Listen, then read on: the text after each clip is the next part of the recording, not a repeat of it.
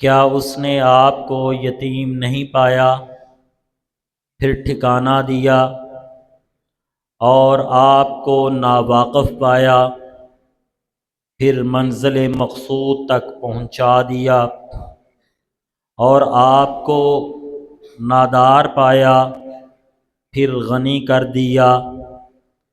پس آپ یتیم پر سختی نہ کرنا اور سائل کو نہ ڈانٹنا، اور اپنے رب کے احسان کو بیان کرتے رہنا۔ میرے محترم بھائیوں اور بزرگوں، قرآن مقدس کی سینکڑوں آیات میں رسول اللہ صلی اللہ علیہ وآلہ وسلم کی سیرت طیبہ کا بیان ہے۔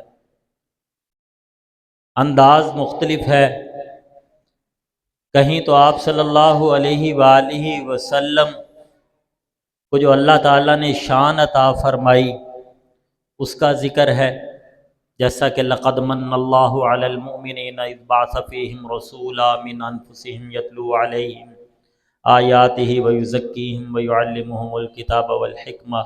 اسی طرح قل یا ایھا الناس انی رسول اللہ الیکم جمیعا۔ کہیں آپ صلی اللہ علیہ وآلہ وسلم کی مقصد بعثت کا ذکر ہے، قل یا ایھا الناس ان کنتم فی شک من دینی فلا اعبد الذین تعبدون من دون اللہ۔ کہیں آپ صلی اللہ علیہ وآلہ وسلم کے ساتھ اگر کوئی ناروا سلوک رکھتے ہیں، آپ صلی اللہ علیہ وسلم کا برا تذکرہ کرتے ہیں تو اللہ جل شانہ امن والہ اس میں آپ کا دفاع کرتے ہیں۔ سینکڑوں آیات میں آقا کریم صلی اللہ علیہ وسلم کا ذکر ہے۔ اسی طرح قرآن مقدس کی کچھ صورتیں ایسی ہیں جس میں صرف رسول اللہ کا ذکر ہے۔ سورت کوثر، اس میں صرف آپ کا ہی تذکر ہے۔ سورت انشراح الم نشرح لک صدرک میں صرف آپ کا ہی تذکرہ ہے۔ اور اسی طرح انہی صورتوں میں سے ایک سورت، سورت الضحیٰ، اس میں آپ صلی اللہ علیہ وآلہ وسلم کا ہی ذکر خیر ہے۔ اس سورہ مبارکہ کے شان نزول میں نے پچھلے جمعے عرض کیا تھا، تو اللہ جل شانہ امن والہ نے آپ صلی اللہ علیہ وسلم کی تسلی بھی اتاری اس سورہ مبارکہ میں۔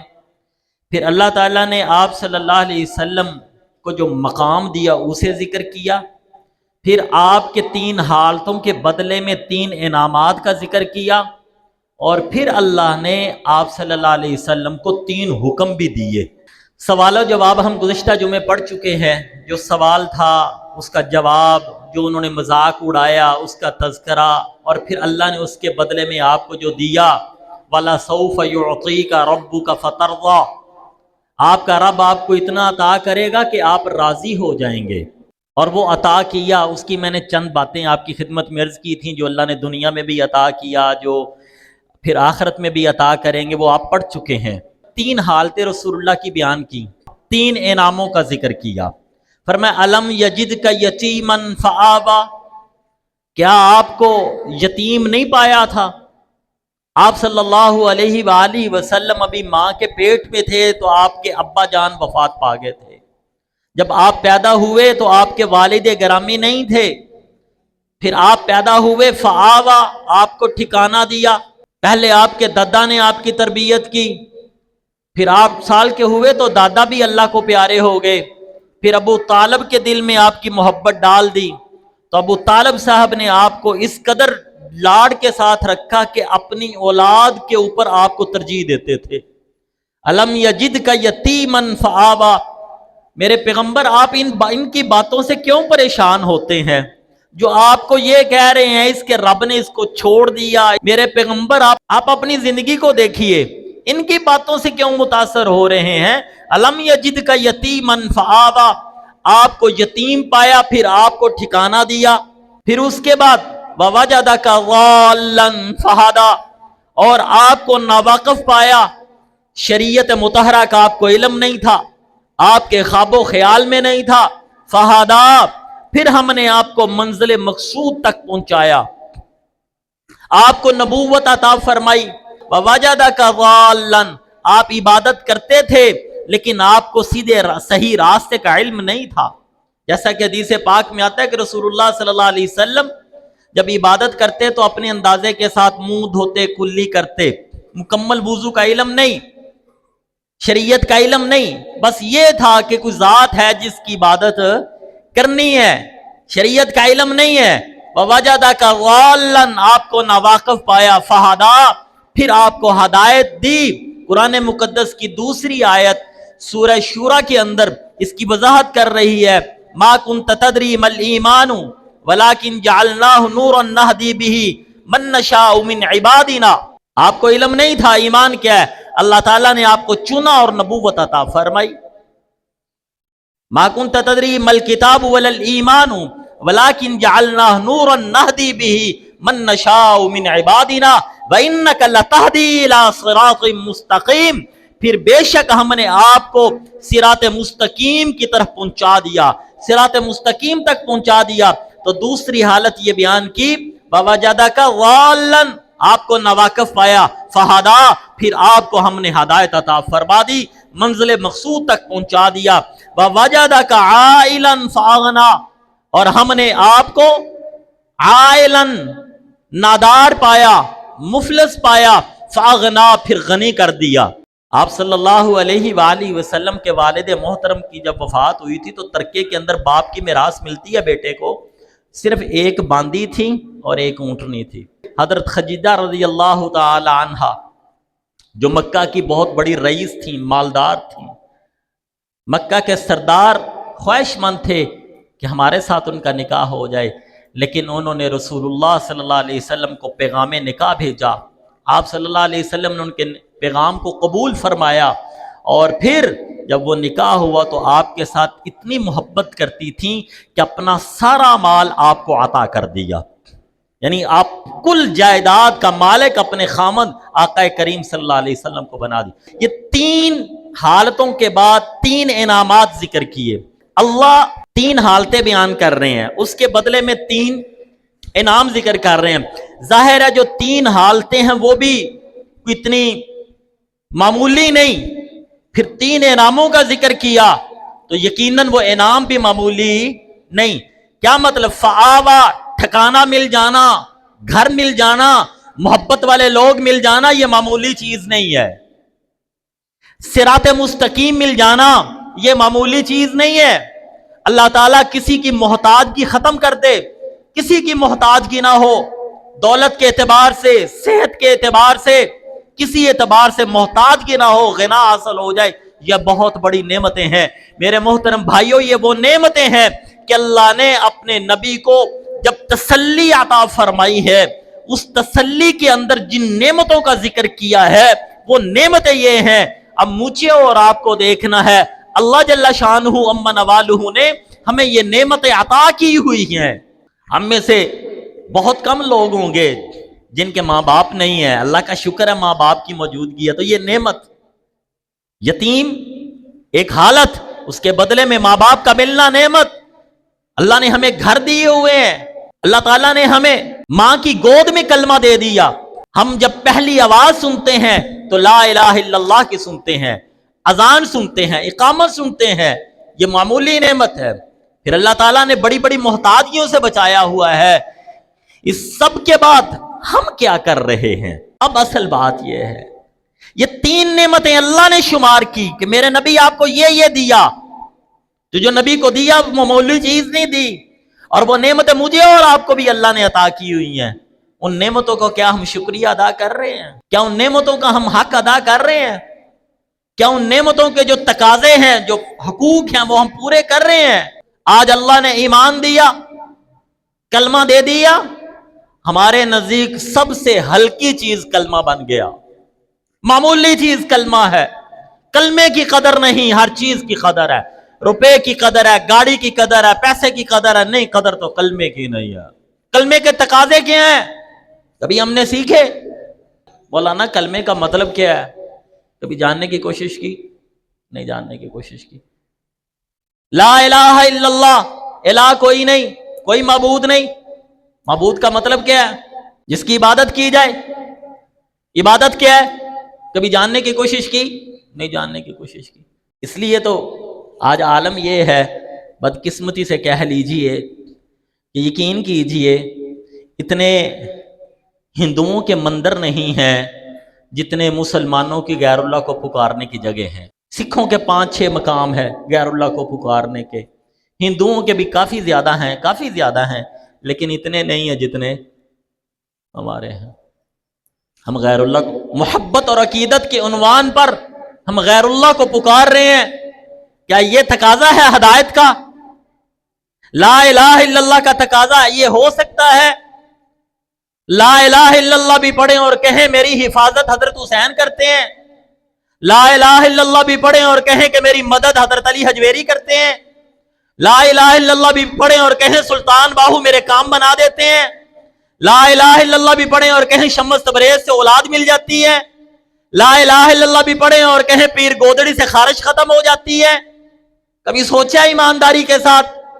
اللہ فرما رہے ہیں اپنے نبی اکرم صلی اللہ علیہ وآلہ وسلم کو نعمتیں جو دی تسلی کے لیے فرمایا وَوَجَدَكَ ضَالًّا فَهَدَىٰ، اور اس نبی کی امت میں مجھے اور آپ کو پیدا کیا اور کلمہ ماں کی گود میں ملا، مسجدیں ہمارے پاس موجود ہیں، قرآن مقدس کی کثیر تعداد ہمارے پاس موجود ہے۔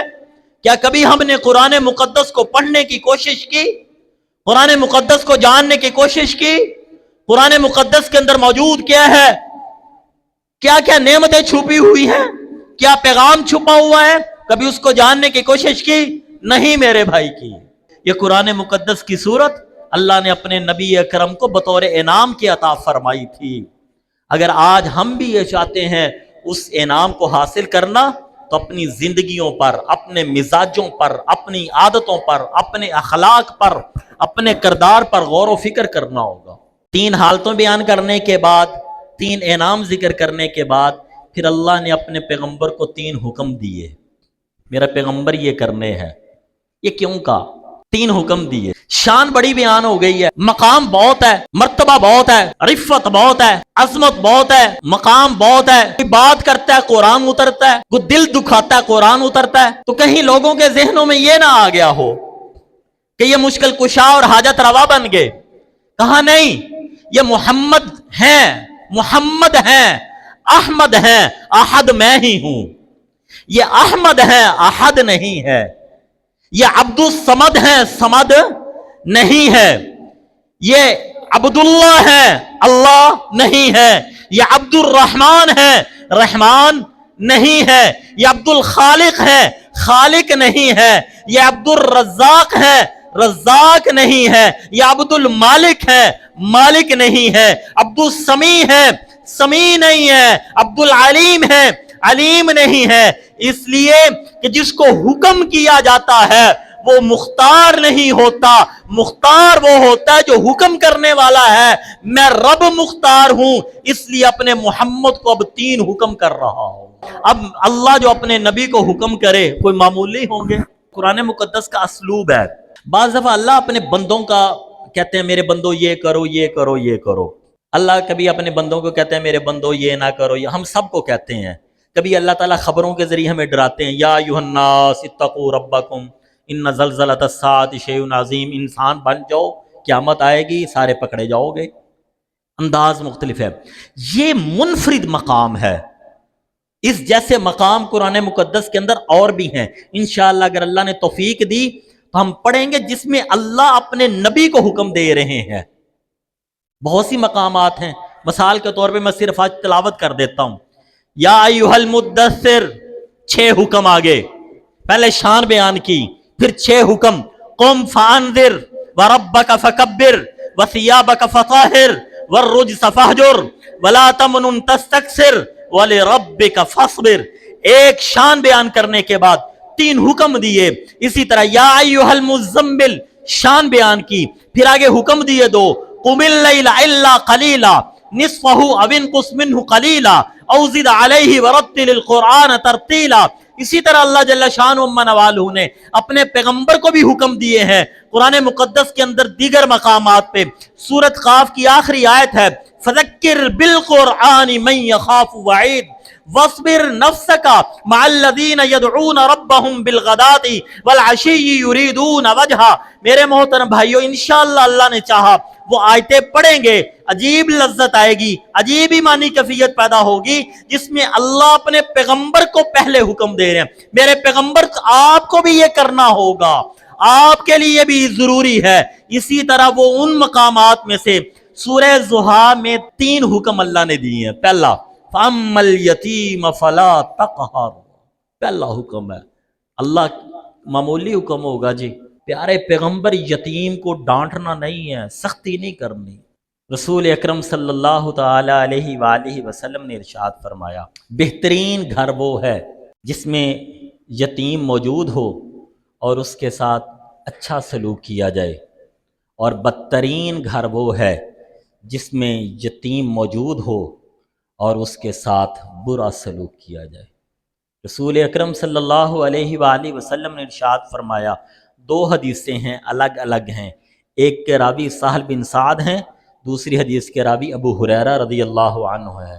سہل بن سعد کی حدیث میں فرمایا رسول اللہ نے انا وکافر الیتیم فی الجنت ھکذا واشار بالسبابۃ والوسطی، آپ صلی اللہ علیہ وسلم نے فرمایا میں اور یتیم کی کفالت کرنے والے جنت میں یوں ہوں گے، پھر آپ نے اپنی انگلی، شہادت کی انگلی اور درمیان والی انگلی کو یوں ملایا، یوں اشارہ کیا۔ دوسری حدیث میں آپ نے یوں فرمایا جسے حضرت ابو ہریرہ رضی اللہ عنہ ذکر کرتے ہیں، قال رسول اللہ صلی اللہ علیہ وسلم کافل الیتیم لہ او لغیرہ انا وہو کہاتین فی الجنہ واشار بالسبابہ والوسطی، آپ نے فرمایا جو شخص یتیم کی کفالت کرتا ہے، یتیم اس کا ہو یعنی بھتیجا، پوتا، بھانجا، نواسا، کافل یتیم، یتیم کی کفالت کرنے والا، لہو جو یتیم اس کا ہے یعنی رشتہ دار ہے، اولی غیرہ رشتہ دار کوئی نہیں ہے، اجنبی ہے، آنا واہوا میں اور وہ یتیم کی کفالت کرنے والا اس طرح ہوں گے قیامت کے روز۔ تو میرے محترم بھائیوں، اگر ہم یہ چاہتے ہیں رسول اللہ کی رفاقت مل جائے، ایک امام ہے وہ کہتے ہیں یہ خوبصورت حدیثیں ہیں، اگر کوئی رسول اللہ کی رفاقت کا طلبگار ہے تو یہ عمل کر کے رسول اللہ کی جنت میں قیامت میں آپ کی قرب اور رفاقت حاصل کر سکتا ہے۔ آپ صلی اللہ علیہ وآلہ وسلم نے ارشاد فرمایا اللہ کے محبوب بندے وہ لوگ ہیں جو کسی یتیم کے لیے کوئی چیز تیار کریں اور پھر اس کو دیں، وہ اللہ کے محبوب ہیں۔ رسول اکرم صلی اللہ تعالی علیہ وآلہ وسلم نے ارشاد فرمایا تیرا عزیز یا محلے دار یتیم، آپ اس کو اپنے ساتھ کھانا کھلاتے ہو، اس کی دیکھ بھال کرتے ہو، اس کو اپنے ساتھ رکھتے ہو، حتیٰ کہ وہ بڑا ہو جائے، اپنے کاروبار میں لگ گیا، مالدار ہو گیا۔ فرمایا جس نے بچپن میں یتیم کو اپنے ساتھ رکھا، اس کو اپنے پاس سے کھانا کھلایا، اس کے لیے کپڑے کا انتظام کیا، اس کی تربیت کی، اور پھر وہ بڑا ہو گیا یتیم اور وہ اپنے کاروبار میں لگ گیا، آپ نے فرمایا اللہ نے اس شخص کے لیے جنت کو واجب قرار دے دیا، اس کے لیے جنت واجب ہے۔ ہاں اگر کوئی اور گناہ کی وجہ سے، شرک یا گناہ کی وجہ سے جنت سے محروم ہو جائے تو الگ، لیکن یہ اتنا اونچا عمل ہے کہ جس کی وجہ سے جنت اس کے لیے واجب ہو گئی۔ میرے محترم بھائیوں، حضرت ابو دردہ رضی اللہ تعالیٰ نے کہتے ہیں ایک شخص آئے رسول اللہ صلی اللہ علیہ وسلم کے پاس اور آ کر کہنے لگے یا رسول اللہ میرا دل سخت ہے۔ یہ سخت دلی جو ہے نا، قساوت قلبی، دل کی سختی، یہ بدبختی کی علامتوں میں سے ہے۔ فرمایا دل کا سخت ہو جانا، آنکھوں کا خشک ہو جانا، لمبی لمبی امیدیں، یہ بدبختی کی علامتیں ہیں۔ دل کا نرم ہو جانا، آنکھوں سے آنسو جاری ہو جانا، زبان کا نرم ہو جانا، مختصر امیدیں، یہ خوش قسمتی کی علامتیں ہیں۔ تو وہ صاحب آئے کہنے لگے یا رسول اللہ دل سخت ہے، تو آپ صلی اللہ علیہ وآلہ وسلم نے فرمایا یتیم کے پاس بیٹھا کر، یتیم سے محبت کیا کر، یتیم کی خبر گیری کیا کر، یتیم کو اپنے ساتھ کھانے میں بٹھایا کر، اللہ تیرے دل کو نرم فرما دیں گے۔ تو میرے محترم بھائیو، اللہ نے اپنے نبی کو حکم دیا ہے فَأَمَّا الْيَتِيمَ فَلَا تَقْهَرْ، یہ پہلا حکم، یتیم کو ڈانٹنا نہیں ہے، یتیم کے ساتھ زیادتی نہیں کرنی، یتیم کا مال کھانے والا آگ کھاتا ہے۔ آپ صلی اللہ علیہ وسلم نے فرمایا قیامت کے روز کچھ لوگ اٹھیں گے جن کے پیٹوں سے اور منہوں سے پتھر نکل رہے ہوں گے، لوگ پہچان جائیں گے یہ دنیا میں وہ تھے جنہوں نے اپنے یا پرائے یتیموں کا مال کھایا تھا؟ فرمایا دوسرا وَأَمَّا السَّائِلَ فَلَا تَنْهَرْ، سائل کو نہیں ڈانٹنا۔ سائل دو قسم کے، ایک ہے علم کا سائل اور ایک ہے دنیا کے لحاظ سے سائل۔ فرمایا جو علم کا سائل، جس کو اللہ نے کوئی علم کی بات دی اور اس نے اس کو واضح نہ کیا، لوگوں میں بیان نہ کیا، اس کو چھپایا، اس کے لیے قیامت کے دن آگ کی لگام اس کے منہ میں ڈالی جائے گی۔ اس لیے میرے بھائیو، دین کی بات صحیح صحیح لوگوں کو بتانا یہ صاحب علم کے لیے ضروری ہے۔ یہ نہ دیکھا جائے لوگ راضی ہوتے ہیں یا ناراض ہوتے ہیں، اس بنیاد پر نہیں۔ لوگوں کی منشا پہ دین نہیں بیان کرنا، دین بیان کرنا ہے جو دین ہے، وہ اچھا لگے کسی کو یا ناراض ہو۔ اس لیے کہ بیان کس کے لیے ہونا چاہیے؟ اللہ کے لیے ہونا چاہیے۔ کسی کو ٹارچر نہیں کرنا، نہ کسی مسلک بنیاد ہو، نہ کوئی مذہب بنیاد ہو، نہ کوئی شخصیت بنیاد ہو۔ بنیاد یہ ہونی چاہیے صحیح دین لوگوں تک پہنچ جائے۔ ماننے والے، آج ہمارے ہاں تھوڑا سا ایک یہ بھی عنوان قائم ہو چکا ہے، ایسی بات کیجئے جس کو لوگ قبول کریں۔ نہیں بابا، ایسی بات کیجئے جو قرآن و سنت کے مطابق ہو۔ یہ جو بات ہے نا، ایسی بات کیجئے جس لوگوں کو قابل قبول ہو، یہ سوچ غلط ہے، شریعت کے خلاف ہے۔ بعض نبی ساری زندگی اللہ کا دین بلاتے بلاتے گئے، ایک بندے نے بھی ان کی بات نہیں قبول کی، کیا وہ ناکام گئے؟ کامیاب گئے۔ نبی تو سارے کامیاب گئے، ماننے والا ایک نہیں۔ تو میرے بھائیو، یہ نہیں ہے کہ لوگ زیادہ ماننے والے بنے، نہیں، اللہ کا دین بیان کیجئے، اللہ کی توحید، رسول اللہ کی سنت واضح ہو، آپ کے علم میں ہو توحید کیا ہے، شرک کیا ہے، پتہ چل جائے یہ توحید ہے، یہ شرک ہے، یہ سنت ہے، یہ بدعت ہے، یہ گناہ ہے، یہ نیکی کے کام ہے۔ اگر آپ کسی جگہ پہ جمعہ پڑھیں، آپ کسی جگہ پہ بیان سنیں، کسی جگہ پہ درس قرآن سنیں، تو یہ چیز واضح نہ ہو تو پھر تو یہ بڑی ظلم کی بات ہو جائے گی۔ تو میرے بھائیو، اللہ نے تو ایک ہے سائل جو علمی سائل ہے، اس کو نہیں جھاڑنا ڈانٹنا، اور دوسرا فرمایا جو آپ کے پاس اگر ضرورت مند آ جائے، آپ کے پاس کچھ ہو تو اس کی حاجت کو پورا کیجئے، اور اگر نہ ہو تو برے طریقے سے اس کو جواب مت دیجئے۔ لیکن اگلی بات، یہ جو ہمارے ہاں گدہ گری ہے، اس کی مذمت ہے اسلام میں، یہ ذہن میں رکھ لی۔ ساڈے ہاں اسی جڑا سڑکاں دے اوتے جا کے دینے ہیں نا 10 روپیے، ہم گدہ گر پیدا کرتے ہیں، یہ گناہ ہے ان لوگوں کو دینا نا، جو آپ مسجد کے باہر بھی بیٹھی ہوں گی بیبیاں، انہاں کو راتی پوچھا جے تواڈے وچوں شاید ہی کوئی ساڈے وچوں کوئی 5000 دی دیہڑی لاندا ہوئے، یہ راتی 8-8 دی دیہڑی لا کے جاندیاں نے، 10-10 دی دیہڑی لاندے نے، انہاں دے ٹھیکے مکے نے، انہاں دے روڈ ملے نے۔ یہ ذہن میں رکھیے، بھکاری گداگر کو دینا یہ جرم ہے۔ رسول اللہ صلی اللہ علیہ وسلم نے اس کی مذمت بیان کی ہے، آپ صلی اللہ علیہ وآلہ وسلم نے اس کی وعید بیان کی ہے۔ فرمایا جس کو عادت پڑ جائے لوگوں سے مانگنے کی، قیامت کے روز جب اٹھایا جائے گا تو اس کا چہرے کے اوپر گوشت نہیں ہوگا، ہڈیاں ہڈیاں ہوں گی، پہچانا جائے گا یہ بھیک مانگنے والا ہے۔ اسلام نے قطعاً اس کی اجازت نہیں دی۔ یاد رکھیے، یہ ہے کچھ ضرورت کے لحاظ سے آ جائے، عزیز و کارب اس کو ضرورت پڑ گئی، یا کسی غریب کو واقعی حقیقت میں ضرورت، جس نے پیشہ بنا لیا گدہ گری کا، اس کو دینے کا بالکل ثواب نہیں ہے بلکہ گناہ ہے۔ یہ ذہن میں رکھیے، ہم دے دیتے چل کام تے چلنے ہیں، 10 روپیے دے دئیے، 15 روپیے دے دئیے، وہ رات تک نا روپیہ 10,000 کماندے نے۔ اور پیچھے ایک فوت نہیں ہویا جڑا 1 روپیے والا مشہور سی، وہ کہ میرا 5 کروڑ چھڈ کے مریا۔ سمجھ آ رہی ہے نا جی؟ ان کے بینک بیلنس ہوتے ہیں، اس لیے ان کو دینا غلط ہے۔ یہ گدہ گری یہ بہت بری چیز ہے۔ اور آج بدقسمتی سے میں کہہ لوں، ہمارے ملک پاکستان کے اندر، خصوصاً یہ افغانستان اور پاکستان اور ہندوستان، یہ جو 5-6 ملک ادھر کدھر کے ہیں، ان میں جتنی گدہ گری ہے دیگر ممالک میں نہیں ہے، اور گدہ گر ہم بنا رہے ہیں۔ یہ مذہبی گدہ گری بھی ٹھیک نہیں ہے۔ سائل کو نہ جھاڑیے، مراد یہ ہے جو ضرورت مند ہو، آپ کا عزیز ہے، آپ محلے دار ہے، کبھی ضرورت پڑ جاتی ہے، آپ اس کی اعانت کیجئے۔ وَأَمَّا بِنِعْمَةِ رَبِّكَ فَحَدِّثْ، اور تیسرا یہ بیان کیا، اپنے رب کی نعمت کو پس بیان کیجئے۔ اللہ نے آپ کو نبوت عطا کی ہے، نبوت میں جو حکم آئے ہیں وہ بیان کیجئے۔ اللہ نے جو نعمتیں دی ہیں ان نعمتوں کا اظہار کیجئے۔ اچھے کپڑے پہنی اگر اللہ نے طاقت دی ہے۔ رسول اکرم صلی اللہ تعالیٰ علیہ وآلہ وسلم کے پاس ایک صحابی آئے اور آ کر کہنے لگے، آپ صلی اللہ علیہ وسلم نے ان کو دیکھا تو آپ صلی اللہ علیہ وسلم نے فرمایا، میرے پیارے تیرے پاس کچھ نہیں ہے؟ اس نے کہا نہیں یا رسول اللہ، اتنی بکریاں ہیں، اتنا مال ہے۔ تو آپ صلی اللہ علیہ وسلم نے فرمایا، پھر پیارے تیرے جسم پہ وہ اللہ کی نعمتیں نظر آنی چاہیے۔ اگر اللہ نے دولت دی ہو، مال دیا ہو، وسعت دی ہو، تو اس کو اپنی طاقت کے مطابق شریعت کے دائرے کے اندر عمدہ لباس پہننے میں کوئی حرج نہیں ہے۔